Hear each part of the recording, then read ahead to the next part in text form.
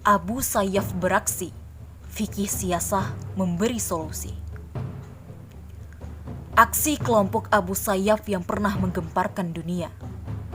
Salah satu kelompok kecil jihadis ini terkenal kejam dari bagian Filipina Selatan.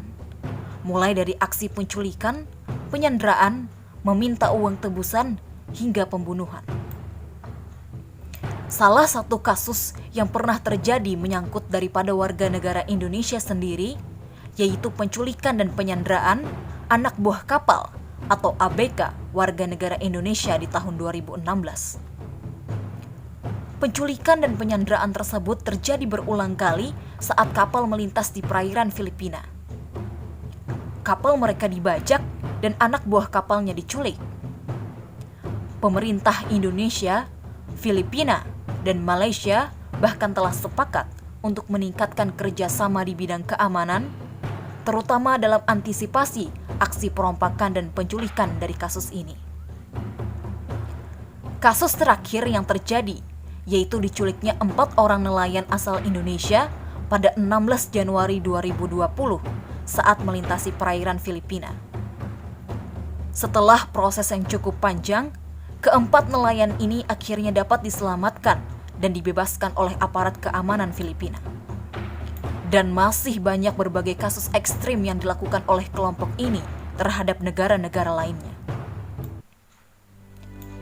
Maka dalam ajaran Islam, hadirlah solusi.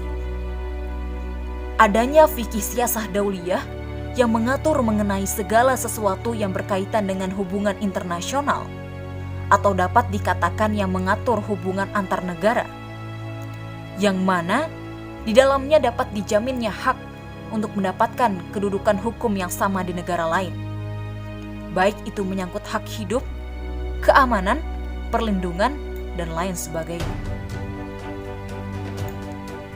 Manusia dengan segala keragamannya memiliki keinginan untuk dapat hidup berdampingan dengan damai satu sama lainnya, untuk tercapainya kemaslahatan bersama.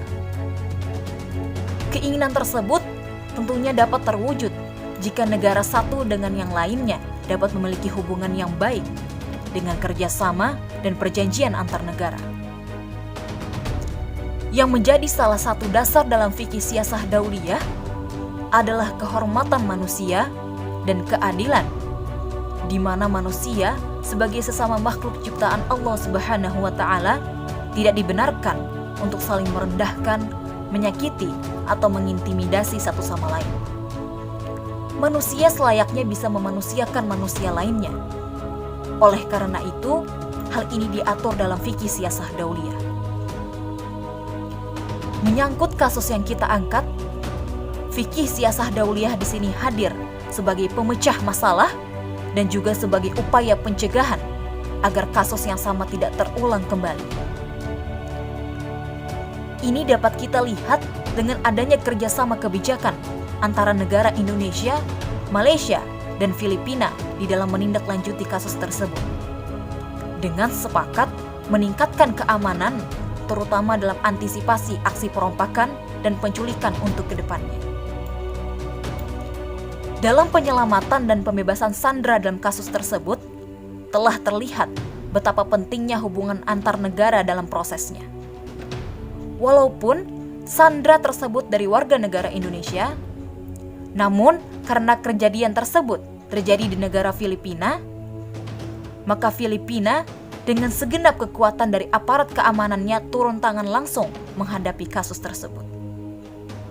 Dari hal itulah kita dapat memahami urgensi daripada implikasi fikih siasah dauliyah ini untuk dapat menjaga kemaslahatan kita bersama.